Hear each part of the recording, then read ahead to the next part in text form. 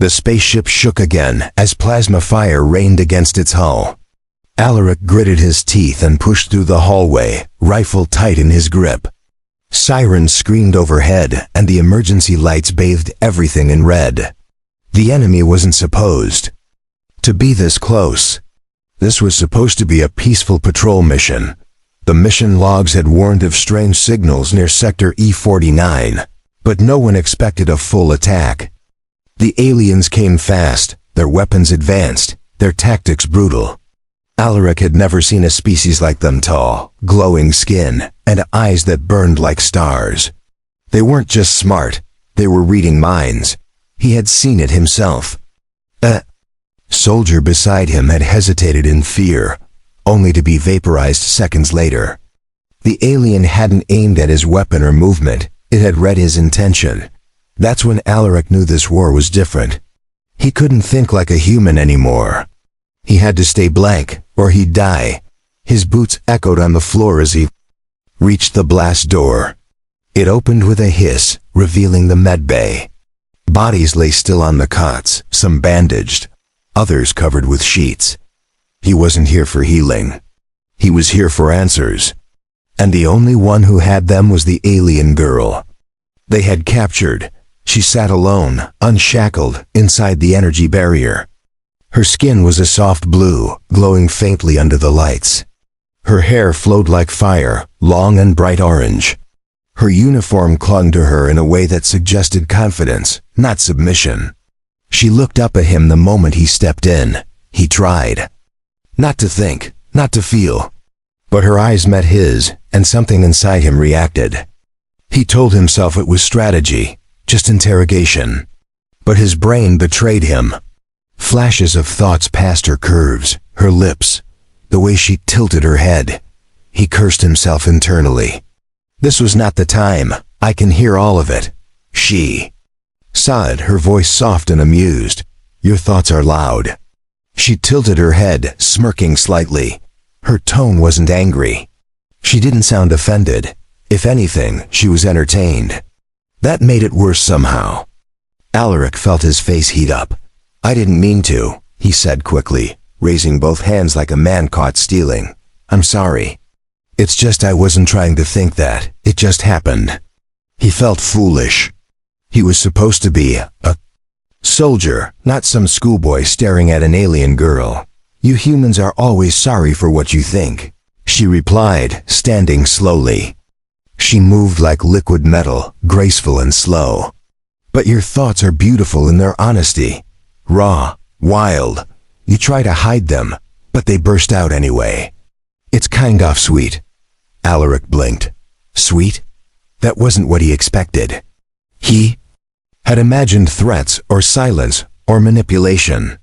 But she just smiled and stepped closer to the edge of the barrier. It glowed faintly between them, a thin sheet of humming energy. He could almost feel the warmth of her body through it. Are you going to interrogate me, soldier? She asked, teasing. Or are you just here to admire? Her words weren't aggressive. They floated like feathers, soft but sharp. He hated how easily she read him. Not just his thoughts, but the shame behind them. I'm here for intel, he replied, forcing his voice to stay steady. Why are your people attacking our stations? What do you want? He focused on the questions. He had to keep her talking. He needed something he could report back. Something more than the fact that she was mesmerizing.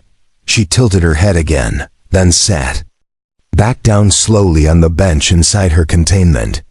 You're asking the wrong question, she said. The real question is, why did your kind invade a system that didn't belong to you? Why did you enter our space without asking? Alaric frowned. We didn't know. The scans showed the region as uninhabited. We were just surveying the area. We didn't mean to start a war. His voice held some truth. Most of it. At least that's what his orders said. Intent doesn't change results, she replied gently. You stepped where you shouldn't have. Now my people are defending their world. And I'm here, inside this cage, listening to your unfiltered thoughts. Funny how things work. For a moment, neither spoke. The ship rattled again from distant blasts. But inside the medbay, it was strangely quiet.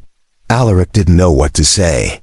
He had expected a monster, not someone who seemed more human than most of his own crew. She stood again and approached the edge of the barrier, her eyes searching his. "If you really want peace," she said softly, "you'll have to stop pretending your mind is a secret. Because to us, it never was." Alaric stood still, unsure if he had just failed his mission or started something deeper. Her voice stayed in his mind like a song that refused to leave. No matter how hard he tried, her words echoed again and again. She wasn't angry. She wasn't scared. She was calm, and calm was dangerous. In war, fear made people weak. Calm meant confidence. She had power, even inside a cage. That alone made her different from any prisoner he had ever seen. He returned to the command deck, where the captain and officers gathered around the holomap. Red dots blinked.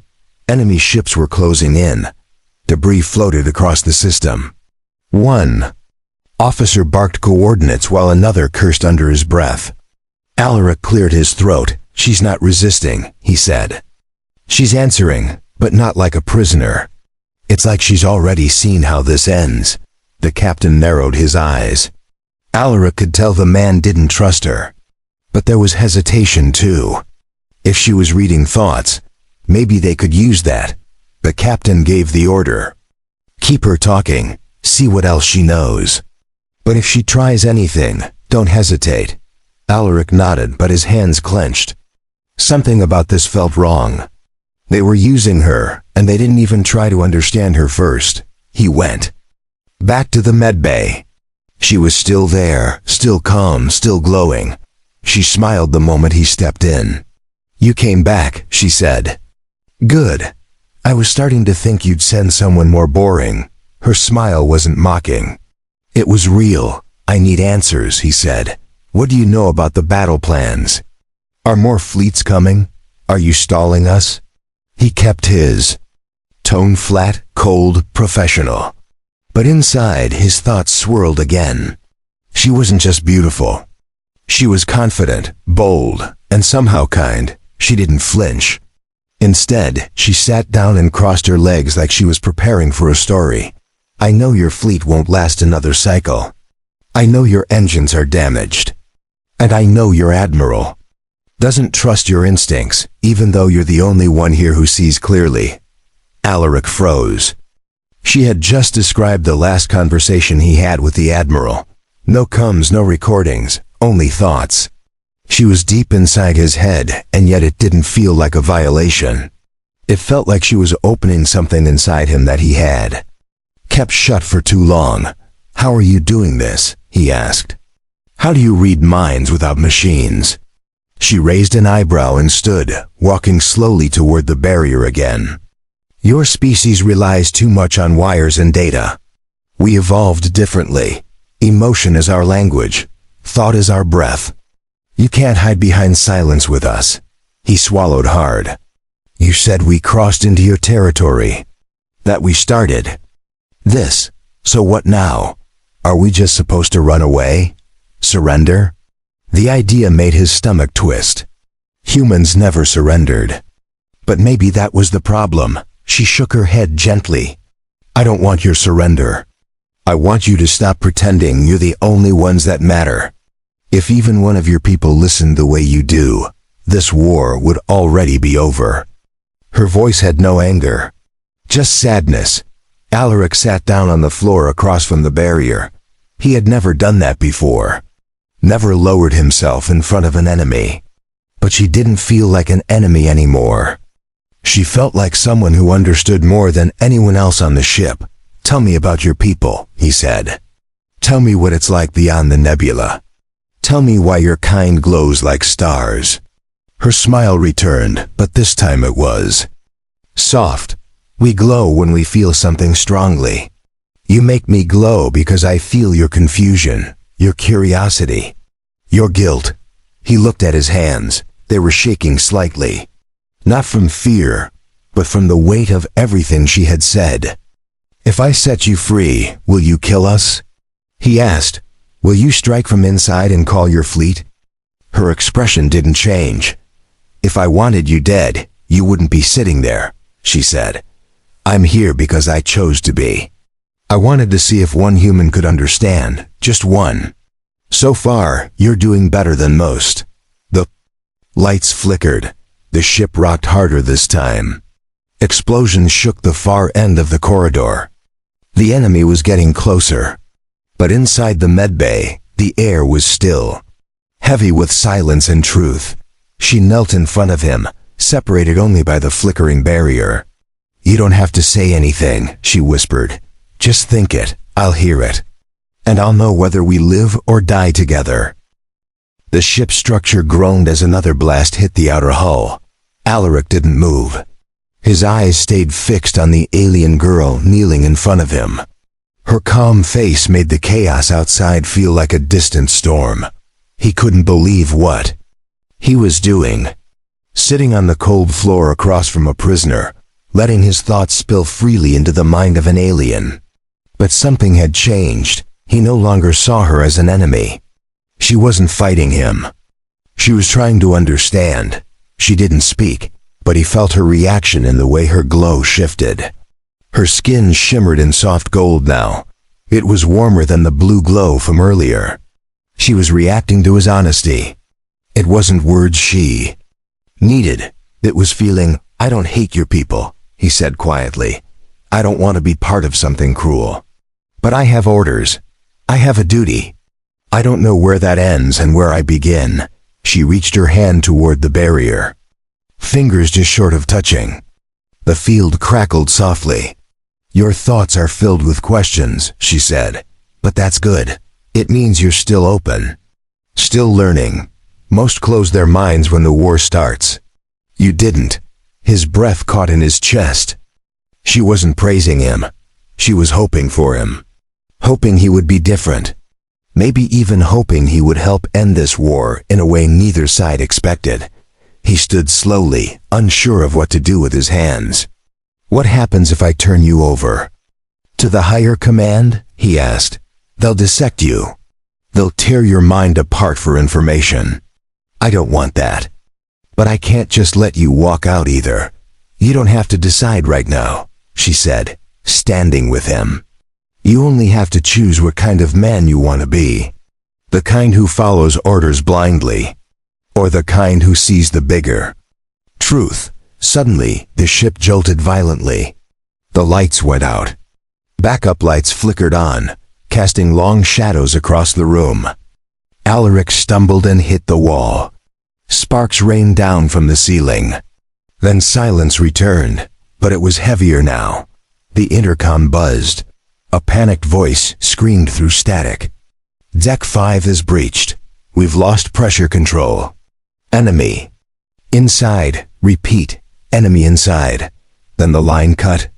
Alaric's heart pounded in his chest. He looked at her. She was already facing the door, her body tense, ready to react. "Let me help," she said. "I don't want more of your people to die. I didn't come here to be a weapon. I came here to stop the bleeding." Alaric hesitated. Every rule in the book told him no. Every protocol said she could be tricking him. But the look in her eyes didn't match that of an enemy. It matched something more human than half the crew he served with. He took a step forward and keyed in the override code on the barrier control. The energy shield powered down with a low hum. She stepped out slowly, her hands raised to show peace. She stood tall, regal, but not proud. She looked like someone who had made peace with herself already. Alaric grabbed a second pulse rifle from the wall locker and tossed it toward her. She didn't flinch as it landed near her feet. She picked it up carefully and examined it like she had used such a weapon before. "We defend the weak first," she said. "That's your code, isn't it?" He nodded and led the way out of the medbay. The halls were darker now, scattered with smoke and shaking walls. Emergency lights flashed red, casting warning signs in every direction. Crew members ran past, shocked at the sight of the alien. Walking beside a human with a weapon, they reached Deck 5 just as a breach in the hull sealed itself with an emergency shield. Debris floated nearby. An enemy boarding group had entered. Their tall, pale bodies shimmered in the dim corridor light. They raised weapons the moment they saw him, but before Alaric could fire, the alien girl stepped forward. She lowered her rifle and spoke in her language, low tones, musical sounds, layered with meaning he didn't understand. The enemy paused. They didn't shoot. They listened. Alaric watched closely. Her voice was powerful, not because it was loud, but because it carried trust. She was commanding respect from her own kind without lifting a hand. After a few tense seconds, the enemies lowered their weapons. One of them turned and walked away. Another followed. Soon, the corridor was clear. No shots fired, no blood spilled. Just words. Words that carried more weight than any bullet. Alaric looked at her, stunned. "You just stopped a fight without firing a single shot," he said. She turned to him and smiled again. "Not every war needs to be won by breaking something. Some are won by knowing when not to pull the trigger." The corridor remained silent after the aliens left. The only sound was the hum of emergency lights and the distant groaning of the ship. Alaric stood frozen, trying to understand what he had just witnessed. A battle avoided by a few calm words. The alien girl stood beside him, watching his expression. "You're wondering why they listen to me," she said. "It's because I carry something stronger than rank. I carry trust. And they know I don't speak lightly." Alaric slowly lowered his weapon. His heart was still beating fast, but it wasn't from fear anymore. It was from something else, a strange sense of awe. She had done in seconds what his whole squad couldn't. "In hours, I should take you back," he said, but the words lacked conviction. "You're still a prisoner, technically." She didn't argue. She just smiled and walked beside him, back through the corridors filled with flickering lights and scattered debris. They passed by wounded soldiers. One looked up in confusion, seeing her. Another reached for a weapon, but froze when Alaric raised his hand calmly. "She's with me," he said. That was all he needed to say. Back in the medbay, the barrier was still down. The room was quiet, untouched by the chaos spreading outside. She walked to the bench and sat down again without being told. Alaric remained standing, unsure what to do next.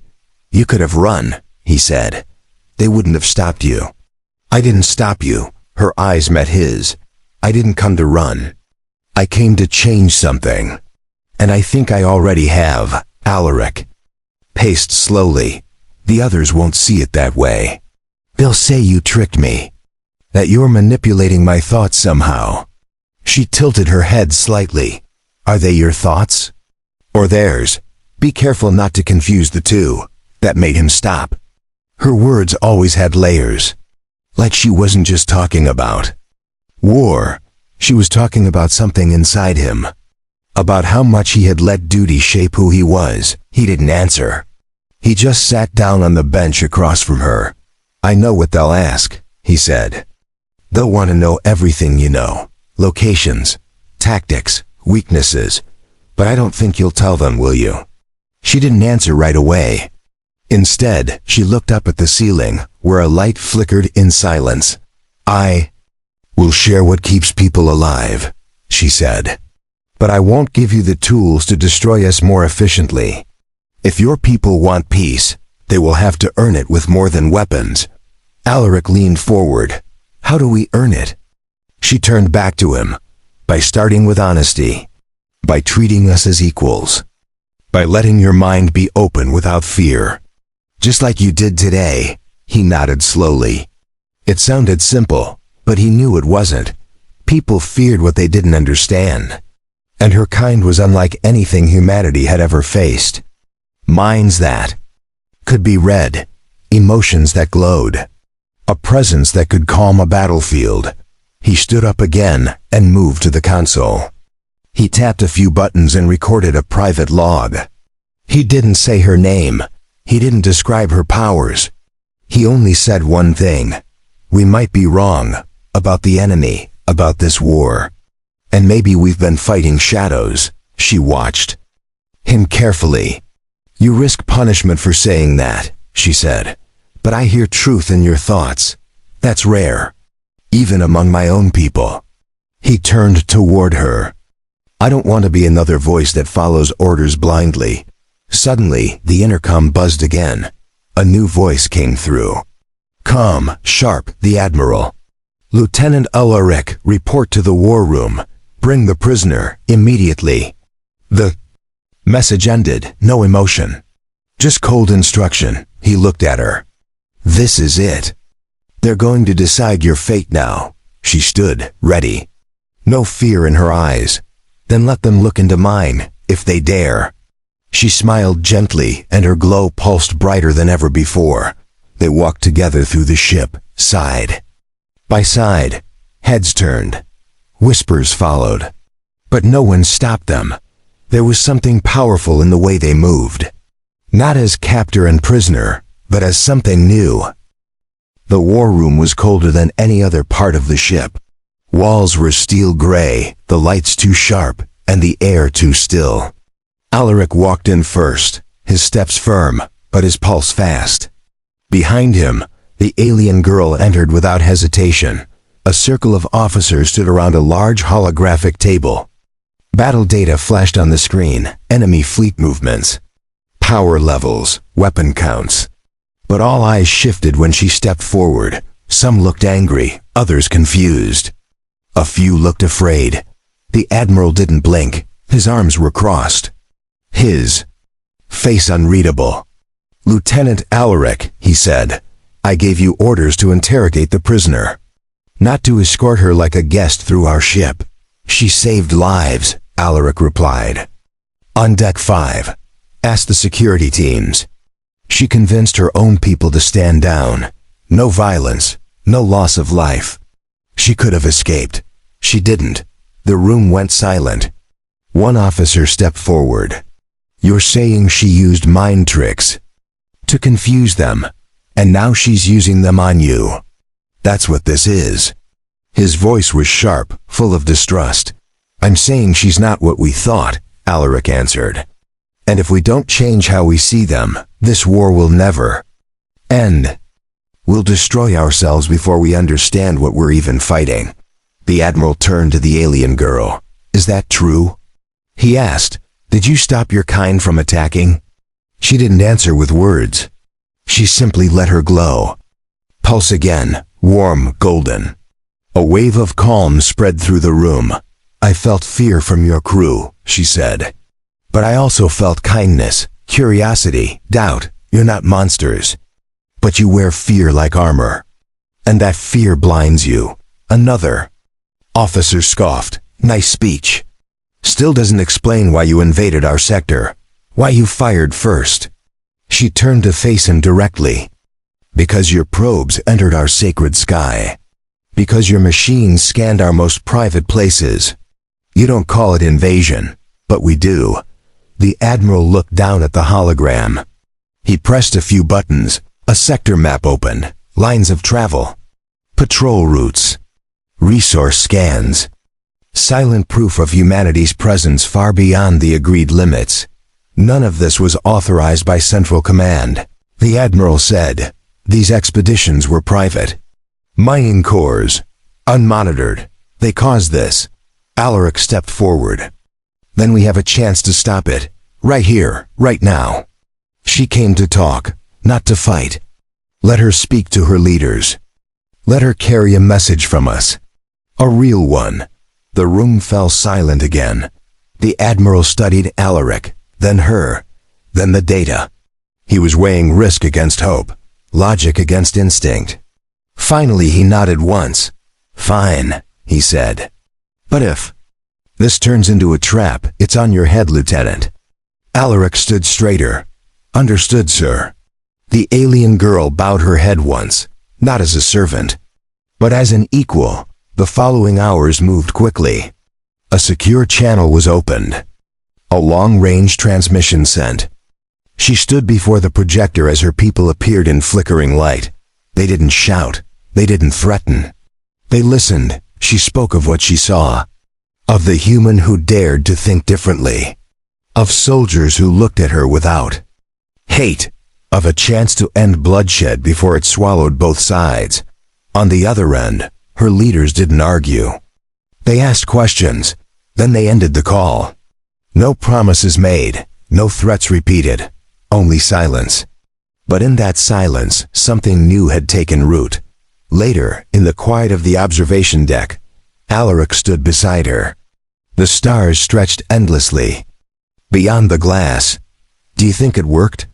He asked. "Will they stop?" She looked at him, her glow soft and steady. "They heard me. That's more than I expected. But what matters most is that someone heard me here. On this ship, in your thoughts." He smiled. Not because everything was fixed, but because something had started. A bridge had formed, not with wires, not with weapons, but with thoughts. "You read my mind again," he said. "Didn't you?" She smirked, just like the first time. "You didn't try to hide it. That's what I like most about you." And for the first time, Alaric didn't feel exposed. He felt seen.